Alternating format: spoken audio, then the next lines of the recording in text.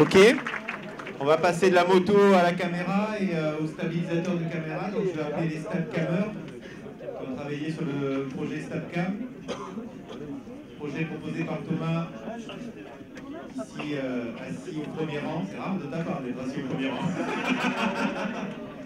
Il est étudiant chez nous, c'est pour ça que il n'est pas premier, mais il a quand même il a créé son entreprise, donc on essaye de l'accompagner comme on peut.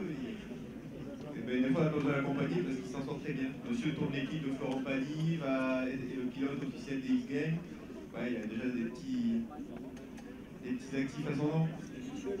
Et maintenant, il se lance dans le stabilisateur de caméra, et donc il a fait appel à vous. Et qu'est-ce que vous lui avez proposé? Ce qu'on va voir en 3 minutes. Bonjour à tous.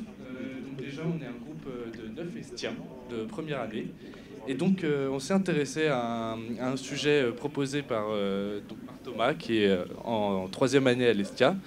Et donc, ce projet, c'est la Stabcam, qui est un stabilisateur de caméras sportives, donc type GoPro ou caméra drift, comme on a vu plus tôt.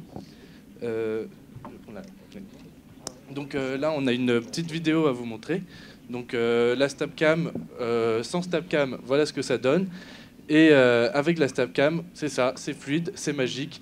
Et vous allez me dire aussi, mais comment on peut savoir que ça, c'est un mécanisme qui a été créé par Thomas? Pourquoi ça peut pas être un truc fait par ordinateur ou quoi que ce soit d'autre, enfin, truc inventé? Et ben, nous, on va vous répondre par le concret. Et c'est Thomas qui va vous en parler. C'est notre solution.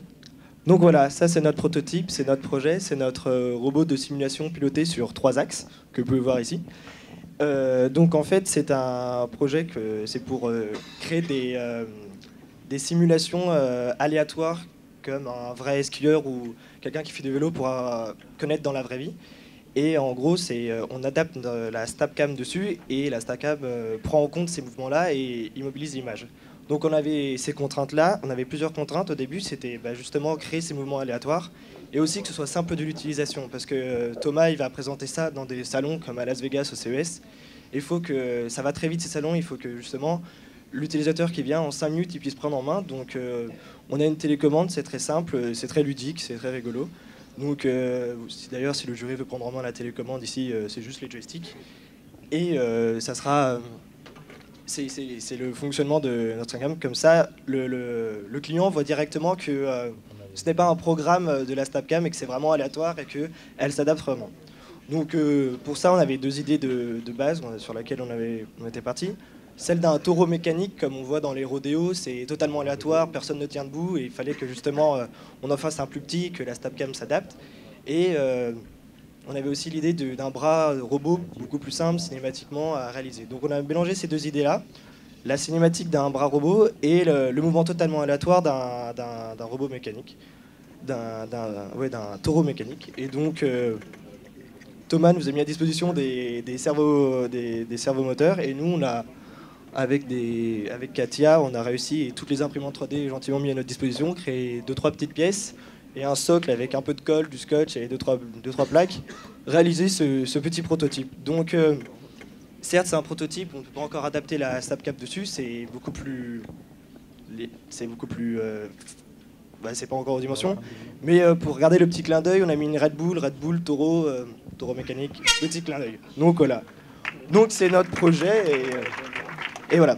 Et puis petit clin d'œil à la fin, il y a toujours Nao qui normalement dit au revoir aux 24 heures d'innovation et comme il n'est pas là aujourd'hui, il est un peu malade. C'est notre robot qui vous dit au revoir.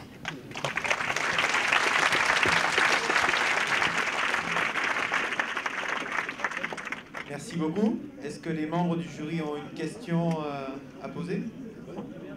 Oui.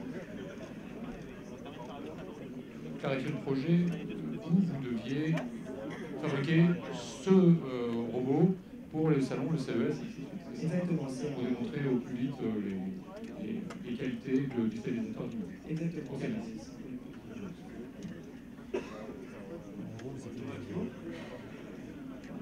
J'aimerais vraiment pour remercier l'équipe, avoir la possibilité d'amener ce produit, peut-être un petit peu amélioré, justement au CES ou à d'autres salons, pour vraiment les remercier pour le travail qu'ils ont fait, parce qu'ils se sont donnés à fond et c'est vraiment génial, quoi. Je voudrais qu'ils soient fiers de voir leur produit à l'autre bout du monde et en train de présenter un produit qui est plutôt sympa. Donc merci à vous, les gars, c'est super cool.